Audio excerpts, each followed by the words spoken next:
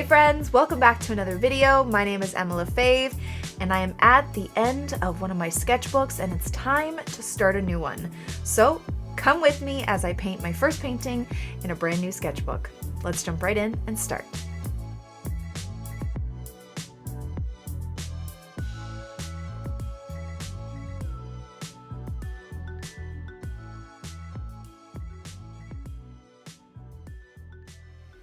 Okay, so today I am starting a new sketchbook.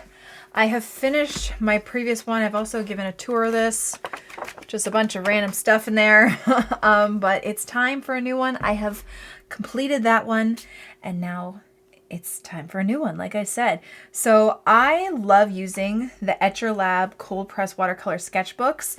I have the Perfect Sketchbook and I also have their signature series, and those are a bit higher quality paper, but honestly I keep coming back to these white ones because I just think they're so great for practice. I use them for tutorials, I use them for swatching, I just use them for everything. So they are 26 pages and you can use front and back, and so these ones I tend to buy in a bundle because I love them so much. So we are opening a brand new one today, and we are going to tackle the first page. So for those of you who have not seen my review on these sketchbooks before, I started using them over a year ago. They sent me a cold press and a hot press, and I fell in love with the cold press. The cold press is better for the watercolor that I do. The hot press is actually great for gouache and more detailed illustrations, but I love these so much I bought a pack of 3 more. They tend to come in a pack of 3. They also come in portrait orientation. Does that make sense? This is landscape, right, where it's long, but they also come in portrait where it's like longer this way. And they have different sizes. I believe this is the A4. I'm just gonna give you a little bit of information just in case you missed that video. They all have a pocket at the back with a little thing with information.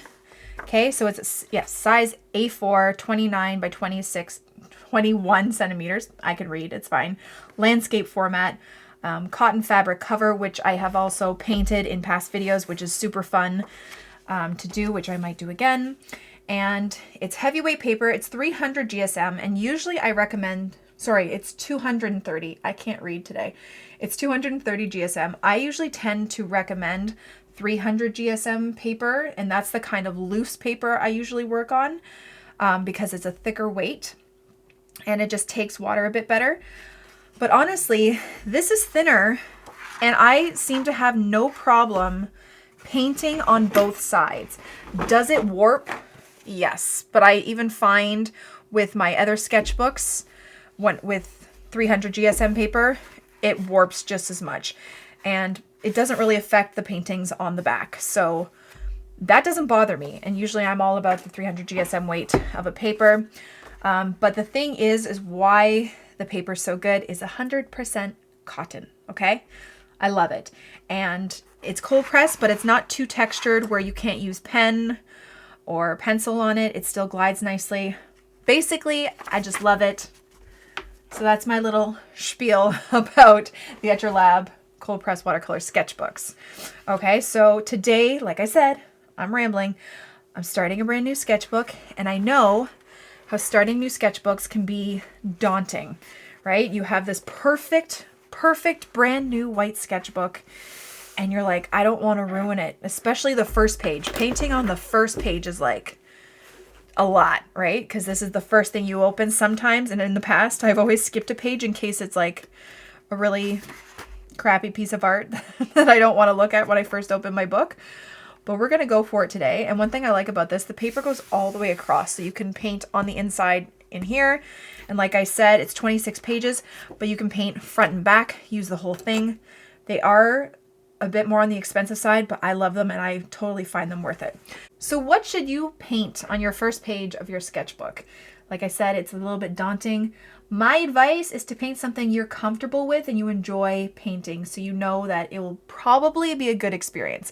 For me, that is flowers. Almost every one of my sketchbooks, I start off with florals, usually loose florals. So that's what I'm going to do today. I found this inspiration picture from an account on Instagram. So I'm just going to show you, and I'll link their account down below, Billy Flower Co. I just saw this like bouquet of like flowers, and I was just like, that would be a really fun loose piece. So I'm going to use this as a reference, kind of, just really loosely. I just really love this big, is that a peony? I don't know, flower in the middle, and then just the colors too I found really beautiful. So this is what I'm going to kind of base it off of. Obviously not flower for flower, petal for petal, just kind of the basics of the colors and the shapes, very loosely. That's what I'm going to do today, but totally up to you. So you can follow along with me painting the same thing. I will give instruction, or you can just paint while I'm painting and do your own thing. So I have my Emma Lefebvre Craftimo watercolor brushes in a size 12 and a size 6, my Winsor Newton Professional watercolors, my palette, water, paper towel, and my Etcher Lab cold press sketchbook. Okay, so the first thing I'm going to do is I'm just going to wet up my paints to prepare them for painting, and we're ready to go. Okay, so I'm going to start off with that big peony, or I don't even know if it's a peony, big peach colored flower in the middle. I'm just going to grab some yellow, and again, it's just loosely based on this. I'm just making like an orangey color. I'm going to grab a bit more pink, I think. A bit more yellow. And I'm going to water it down. A bit more yellow. It's like quite light. And I'm just going to start by doing these really loose petals. Okay. I have my brush pointed inwards to get these like pointed edges. And I'm just creating these really loose petals with a light wash of this peach, so I can go back in and add a bit more. So loose. Okay, and then I'm going to go in with some more color, and I'm just going to like tap it in.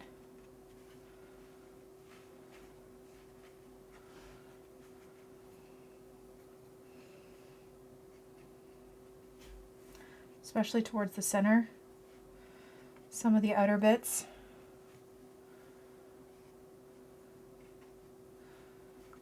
Like so. Maybe even grab a bit darker. Just make it a bit darker towards the center. And then there's another one of these kind of flowers that's kind of behind, and it's a bit darker. So I'm going to grab a bit more like pink, a bit of red, a little bit of yellow. And I'm going to make a darker one down here that's more saturated. And again, I'm just using that as an inspiration photo, not trying to go and copy the exact thing, because I feel like that would be too difficult, and I just want to have fun today. I'm going to grab some dark red. I think that's my alizarin crimson. Even a bit of yellow too. Towards the center, like so. There we go. They're like bursting fireworks. And then they have these really cool, kind of like almost brownish purple, like a purpley leaf. I don't even know what that is, but they're pretty. I don't know. But they're dark, and they're like a muted purple. So I am going to take some dioxazine purple, a bit of Hooker's green to make it a bit more gray, and then a tad bit of yellow.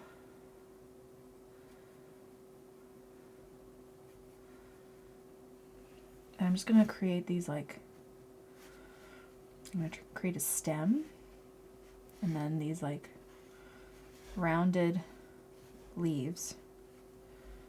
I don't know if it's a leaf or it's a flower, but it just looks pretty. I'm gonna grab a bit more yellow to mute it. I have some down here, like so. I'm gonna grab a bit more color, dark green and the purple, and I'm just gonna drop it in there for a bit of contrast, like that. And then maybe, I think there's like a bit of green in some of them too. I'm gonna grab a bit of sap green.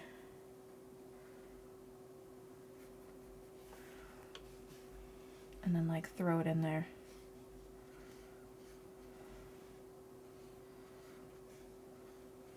Like that.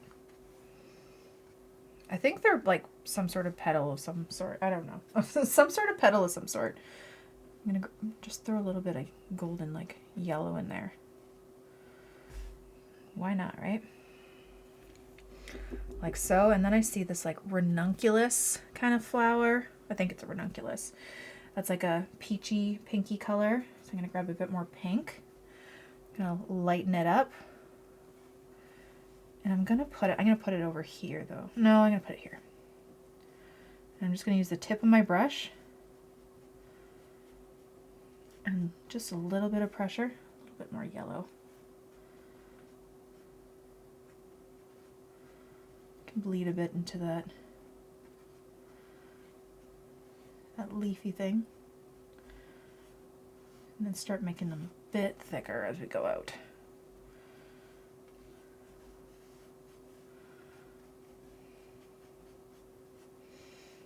Like that, and I'm just gonna mop that up a bit.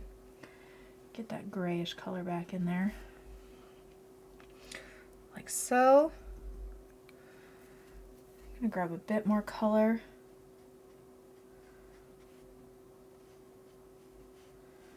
Move it around. Then I'm going to grab some sap green and a little bit of yellow just for the center here, like so. All right, and then we have what looks like marigold maybe? I don't know, they're like bright orange flowers though. Or there's even like these kind of like orangish tulips that are pretty. And then there's like these soft pink, I don't know. I'm gonna do the soft pink, I think, like really, really light, like this. I might mute it a little bit. I'm gonna take a little bit of this grayish color and put it in with the pink to mute it a bit, so it's not as vibrant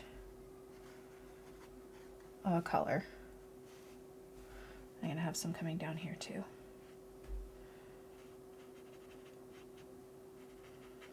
Like so loose. Those almost look like sweet peas, but I don't think they are. I think, or like those bleeding hearts. I don't know what they are. I'm just going to tap a bit darker pigment in the base of some of them. Like that. I'm going to come in with a little bit more green and like this grayish mixture for the stem.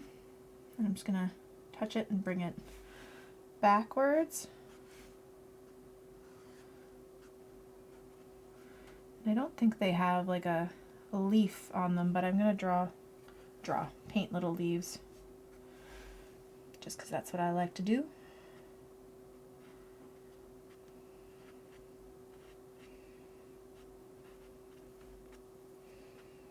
Like that. Cute. And then I want these like orangish tulips. They look really pretty. So I'm going to grab this with red. Actually, I should grab a bit more yellow first, but that's fine. Like that. A bit more red to it. I'm going to do one over here. It almost looks like a parrot tulip.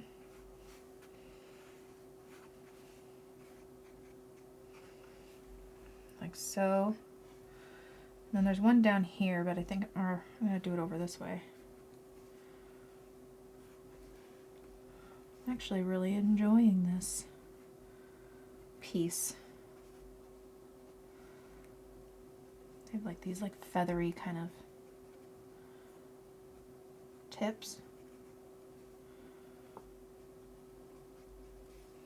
Then I'm going to take some cadmium yellow, put it right there, the base.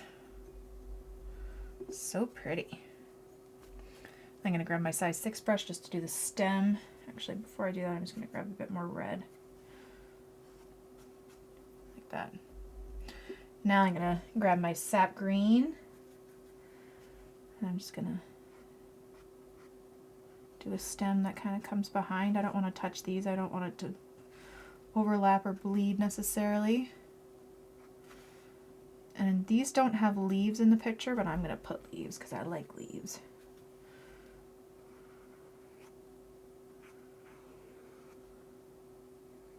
I'm gonna try carefully to go around this.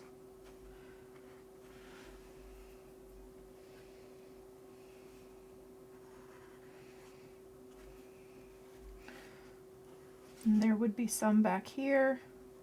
I know it's loose, but I'm trying to have it also make sense.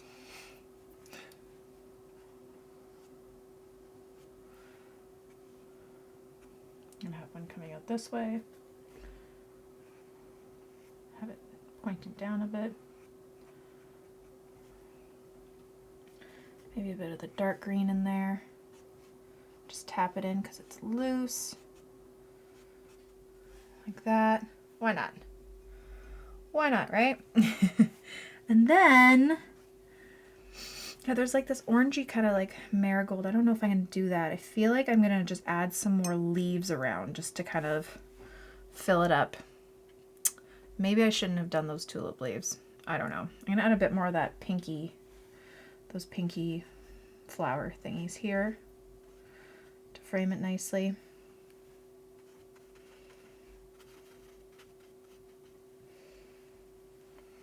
Can have some over here too.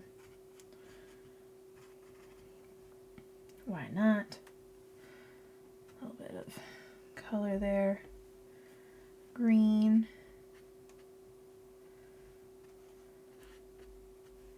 And then I think I'm just going to fill the rest in with like some leaves. I think these look weird, don't they? Wonder if I can make them lighter. Nope, they're pretty saturated. That's fine. I'll figure it out. Maybe I'll add some darker green in there somewhere else. I'll add some like tulip kind of leaves just to balance it out. Other places.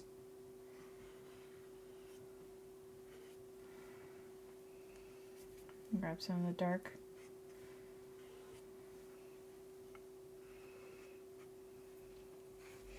Yeah, I feel like that looks weird. Probably shouldn't have done those leaves.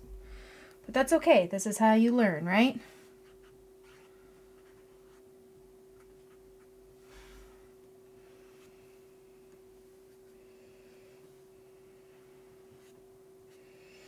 And I'm going to do more of these like purplish kind of leaves places. Actually, I need my bigger brush for that.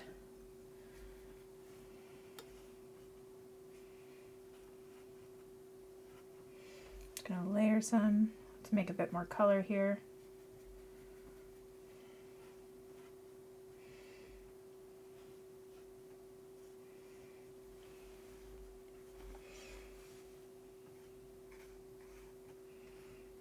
Kind of just fill in.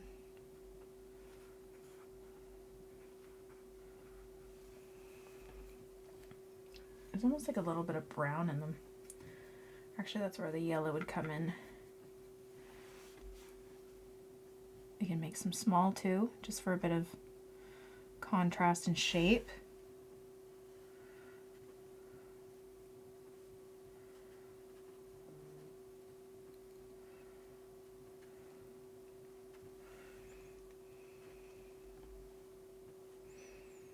I feel like I could use some there as well. Just really kind of playing along. And I should probably stop soon because it's getting a bit much. That's okay.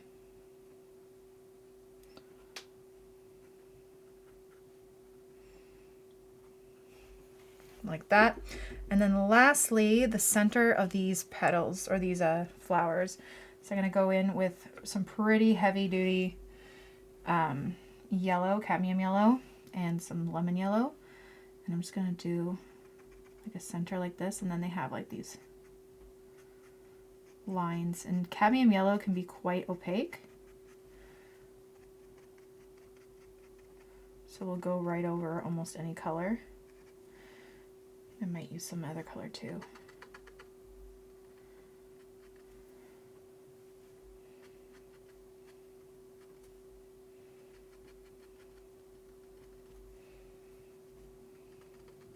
Might use a bit of yellow ochre. Darken some areas up.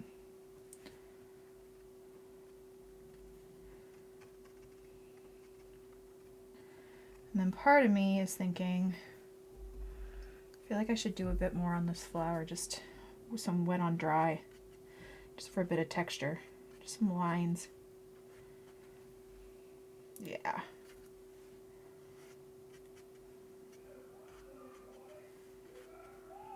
Okay, I don't know if you can hear my husband and son playing, but I think they're playing like Zombie or something. I feel like I might do some of that on this one too. Just some textured lines. Some wet on dry will create those sharp lines.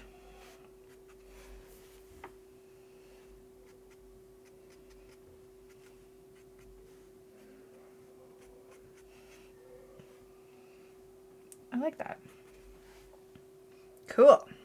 And I actually kind of like that. I feel like these tulip stems are still a little weird and unbalanced. Add one over here.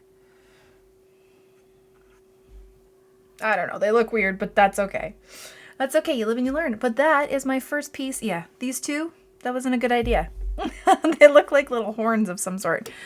But that's okay, because that's how you learn, right? You try new things, and some things will work and some things won't. So the next time I try it, you know, I might not do that. But overall, I kind of like the color selection of this bouquet, and I really liked following this inspiration photo. I thought that was really fun to do, and it was great for a first time, or for a first page in our sketchbook.